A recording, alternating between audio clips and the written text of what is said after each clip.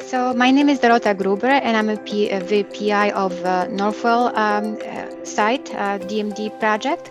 And I will talk today. So I'm also Assistant Chief of Pediatric Cardiogenomics and Assistant Professor of Pediatrics and Cardiology in Zaka School of Medicine.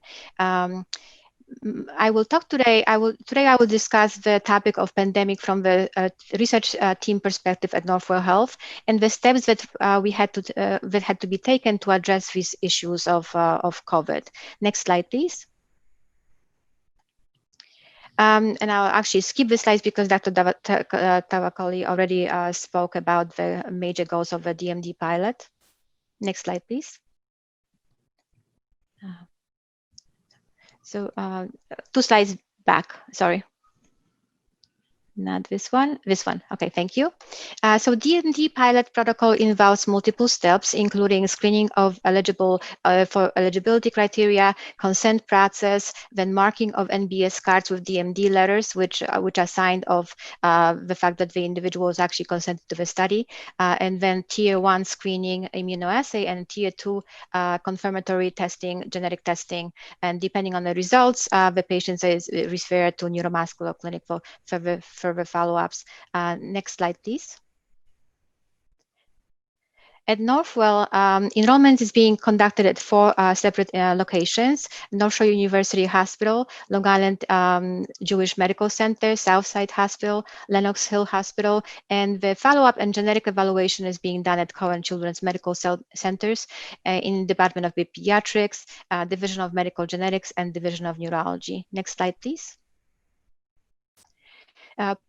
Pre-COVID enrollment recruitment strategy included on-site and in-person consenting. Coordinators basically approached moms in their rooms or in NICU. They described the study to the patient. They talked about the DMD condition itself, addressed any kind of questions they might have had, and obtained e-consent right at the bedside. So all the signatures and the full consent was completed at the bedside. Once the consent was completed, the study coordinators would mark the Guthrie cards with DMD letters and moved on to the next patients to be consented. Next slide, please. Pre-COVID-19 screening strategy was previously described by Dr. Tavakoli, but I would just like to point out here the role of research staff in screening strategy. For patients with borderline CKMM repeat specimen was requested by NBS program, and our staff, specifically our research nurse, coordinated the collection of the sample with parents and pediatricians. Patients with positive CKMM screen were referred to medical genetics and human genomics, and they were seen in person. So the visit included physical exam, genetic counseling, and sample collection was done on site on that day right after the clinic visit. Then sample was sent to collaborating genetic laboratory. Once the results came back, we would ask patient to come back in person for the result disclosure to medical genetics. And then if the patient was positive, the patient was referred to neuromuscular clinic for further evaluation. Next slide, please. The outbreak of the pandemic put the study temporarily on hold, and rapid response of study staff was critical to the ability to continue the pilot. Here's kind of our timeline of the events. So at Northwell, we started the project on October 8, 2019. On March 13, we were informed about Northwell-wide COVID-related closures. And between March 16 and March 26, we were frantically trying to resume our operation remotely. So that included rewriting the DMD protocol and the e-consent to changing the components to accommodate the remote enrollment process, obtaining remote access, so VPN access for all our staff, obtaining remote meeting software. We are currently Microsoft Teams to be able to communicate with each other. We had to do the IRB submission with all the modifications and coordinate this with Norma Travacoli group in newborn screening program. Remote training of staff was ongoing, and we did the follow-up and data entry and cleaning on patients who we already enrolled up until that moment. On March 27, the IRB, we obtained IRB approval for modification. Between March 27 and 30th, we received institutional approvals from all participating sites. And we finally were able to start enrollment on April 1st. This was completely remote enrollment process. On July 13, Northwell the closures in consenting and non-COVID research was partially lifted, and we were able to resume in-person enrollment at LIJ, North Shore University Hospital, and Lenox Hill. On August 20th, we were able to resume our operation at Southside Hospital. Next slide, please. Remote enrollment process modifications included hospital census were to be reviewed remotely for each participating facility, newborns to be recruited remotely via phones, and this was as previously during mothers and babies hospital stay still. And those mothers who we were not able to approach during their hospital stays were called after discharge and within the first 4 weeks of life. And this was usually after the routine clinical NBS panel was already completed. That required a lot of tracking and sending links to the state, telling them who are the patients who might be consented, but their sample might have been already ran. We were responsible for generating lists of enrolled patients, and then the newborn screening laboratory staff picked up our role of and our responsibility for marking the gut-free cards, since we were not able to go on the floor and do it ourselves. Paper consents were to be sent to patients who did not have emails, or those who had difficulty following instructions over the phone. We also had to set up the remote meeting with the staff, and so we arranged for that to go over any issues that the staff might be experiencing, and to share strategies that work for individuals maybe in one institution versus the other institution. Next slide, please. In terms of remote follow-up protocol for borderlines cases, sample redraw was to be coordinated with baby's pediatrician and parents, and we had to allow for delaying of redraw due to COVID, and sometimes patients were not feeling like going to the hospital during this pandemic. In terms of a second tier follow-up, clinicians had to undergo training and obtain access to Northwell telehealth services, and we are using AMWEL platform. The sample collection was also done remotely, and this is a multi-step process.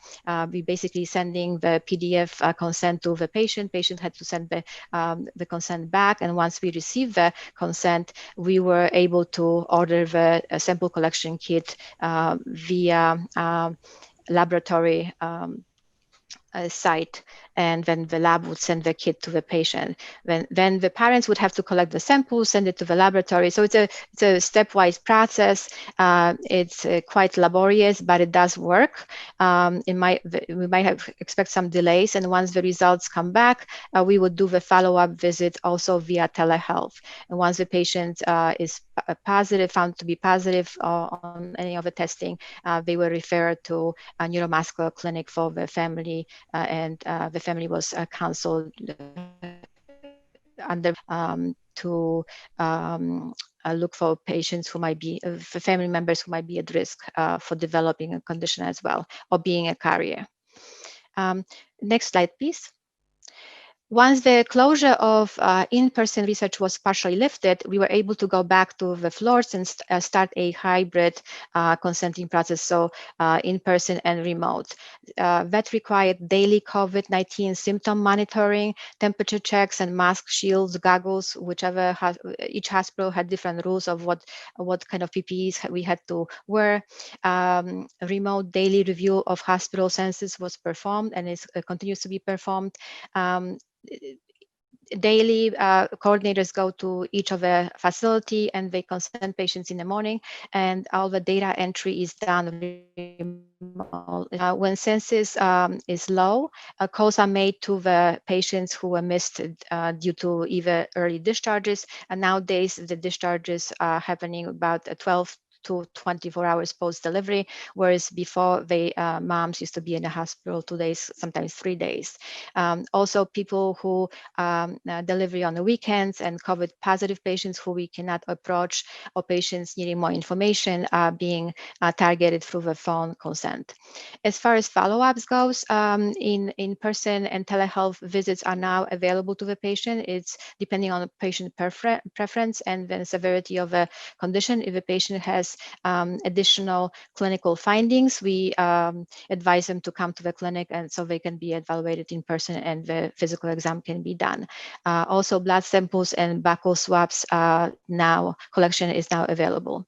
Next slide, please. So this table shows you the numbers. We started in October. In October, we enrolled 400 patients, and then we were ramping up the numbers. And in January, in February, we were up to about 900 patients a month. And once the COVID hit, so this is in red, we went down to about half of our previous enrollment numbers.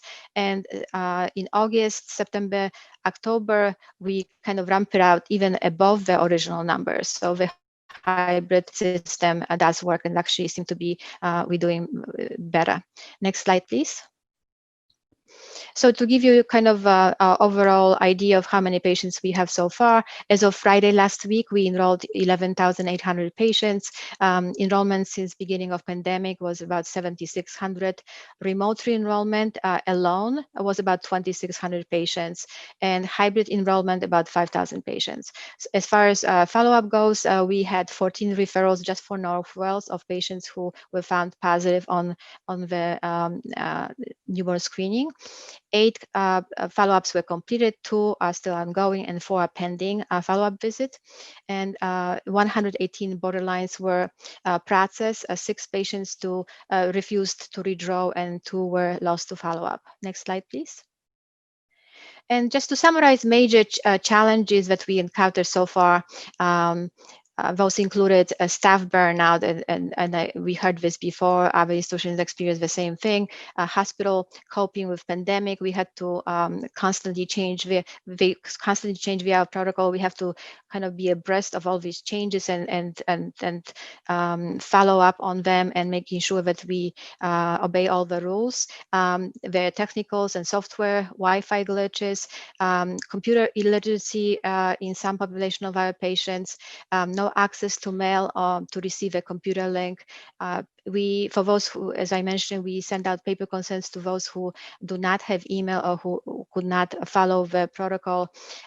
So that's can be costly and very much time consuming. And shipping delays, of course, and shipping delays of samples result in delays in sample analysis and result disclosures. So we had to account for all of this and prepare the patients ahead of time. So points to keep in mind, importance of being flexible, and I echo Norma, this is Dr. Travacoli, this is this very important thing, to be flexible, and I would add persistent and think outside the box. Also sharing the information between the institution and sharing information with other programs is very helpful to kind of come up with different ideas which might work better for us now. Importance of having buy-in from the institution and the IRB support is must. Mindfulness of staff well-being, constant communication between staff, study staff and team. During the team meetings, we do group text, we do calls, we communicate on a weekly basis, the minimum, with neonatology, pediatric, and study collaborators to make sure that everything runs smoothly. Education of healthcare providers about the pilot, importance of redundancy in the research protocols, as well as cross-training of staff is must. Important of planning of shipping delays and anticipating those delays, making sure that parents are not expecting the results if they are at certain time, and then delay may cause stress. And of course, making sure that we are ready to return to pandemic measures with resurgence of COVID-19. Next slide, please. And perhaps the most important thing to keep in mind is that the lessons which we learned while developing this hybrid approach to patients recruitment and follow-up could be beneficial to a broad spectrum of future studies and clinical trials. And with that, I would like to thank my Northwell team, Dr. David Tigay, Chief of Medical Genetics, and our neonatology colleagues and pediatrics colleagues, and my wonderful team, Ms. Lorraine Verde, Michelle Barriga, Alexandra Puma, Ashley Jones, Sarah Sarkin, Safa Chen, Nanda, Kelly Duarte. They are just amazing group of individuals and doing excellent job, and that's why we are able to enroll the patients that we did. Also our Northwell List Up group and Red Cup teams, and of course our collaborators at New York State, Dr. Michelle Kagana, Dr. Norma Habakoli, Sunju Park, and Brianna Maloney and Melissa Pierce. They basically on speed dial with us. We communicate with them numerous times, and everybody's communicating with them numerous times on a daily basis. I would say like hourly basis. Of course, the Duchenne Steering Committee, PPMD, Nikki Armstrong, and Jennifer Illy, and our collaborators at New York Presbyterian Hospital, Dr. Wendy Chang and Julia Wen, Annie Kennedy, Every Life, Dr. Amy Brower, and Dr. Michelle Pouyer, Michael Harnett from NBSTRN, and our Perkin Elmer collaborators and founders. Thank you for your